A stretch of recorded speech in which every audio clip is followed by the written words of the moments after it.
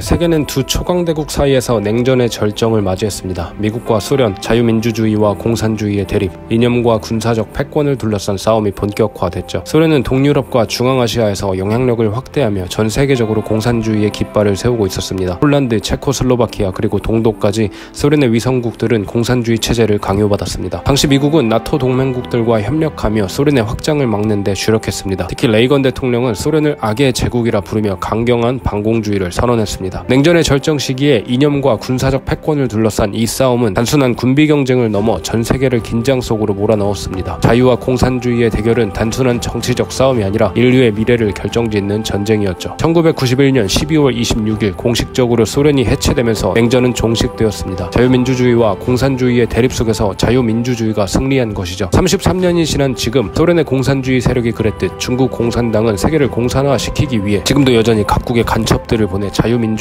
체제를 무너뜨리려 하고 있습니다. 현재 벌어지고 있는 한국의 사태도 보수와 진보의 싸움을 넘어 향후 대한민국이 중국의 공산당으로 흘러갈 것이냐 미국의 자유민주주의로 흘러갈 것이냐의 싸움으로 바라봐야 합니다. 미국과 중국은 각종 무역전쟁을 넘어 4차 산업혁명 시대의 패권을 잡기 위한 전쟁을 하고 있습니다. 군사적 관점에서 보면 한반도는 동북아시아에서 태평양으로 접근하는 관문 역할을 합니다. 따라서 중국과 러시아는 한국을 통해 태평양으로 나갈 수 있는 길목을 확보하려고 하며 미국은 이를 견제하기 위해 한반도의 주한미군을 주둔시키고 있는 것이죠. 한반도는 미국의 인도 태평양 전략에서 중요한 위치를 차지하며 이는 중국의 해양 영향력을 견제하는 데 필수적이기도 합니다. 지정학적으로 이렇게 중요한 위치에 처한 한반도이기에 미국과 중국 간의 패권 경쟁에서 균형을 유지하는 것이 필요했지만 중국 세력의 힘이 대한민국 내에 너무나 커져버린 지금 우리는 국가전복을 꾀하는 이 반국가 세력을 대적해야 하는 것입니다. 레이건 대통령은 소련을 악의 제국이라 칭하며 공산주의를 명백한 적으로 규정했습니다. 이로 인해 국민들 사이에서도 공산주의에 대한 강한 경계심과 거부감이 퍼졌죠. 레이건은 미국은 자유와 정의의 수호자라는 메시지를 통해 국민들에게 자신감과 애국심을 고취시키기도 했습니다. 따라서 많은 미국인들은 자신들이 세계를 이끄는 자유민주주의의 중심이라는 자부심을 가진 것이죠. 지금 거리에 나가 싸우고 있는 보수 청년들, 어르신들, 나이와 성별을 불문하고 자유 대한민국을 지키기 위해 추운 날씨에도 집회를 이어가며 싸우고 있는 분들, 당신들은 동북아시아의 자유민주주의를 지키기 위해 싸우는 애국자들입니다. 자유는 그냥 만들어지지 않으며 소중히 다루지 않는다면 자유를 억압하려 하는 세력들에 의해 쉽게 빼앗길 수 있습니다. 악의 축이었던 공산당과의 치열한 싸움에서 자유 대한민국을 만들고 지켜냈던 이승만 대통령처럼 여러분들은 지금 대한민국의 자유를 수호하는 동북아시아 자유민주주의의 중심입니다. 힘내주십시오. 저는 외국에 거주하기 때문에 여러분들과 함께하지 못하지만 이곳에서 대한민국이 처한 상황을 알리기 위해 만나는 사람들에게 이 싸움의 현실을 설명하며 다니고 있습니다. 이 땅에도 민주당은 여전히 많지만 그리고 그 민주당이 반국가 세력이라는 것도 모르고 대한민국을 중국에게 넘기려 하는 세력이 존재한다는 것조차 모르는 사람들이 많지만 그들에게 끊임없이 대화하며 설득하려 노력하고 있습니다. 쉽지 않은 일이지만 이런 하나하나의 작은 일들을 통해 자유 대한민국을 수호하는 국민들은 많아질 것입니다. 여러분들이 있기에 대한민국은 지켜질 수 있습니다. 감사합니다.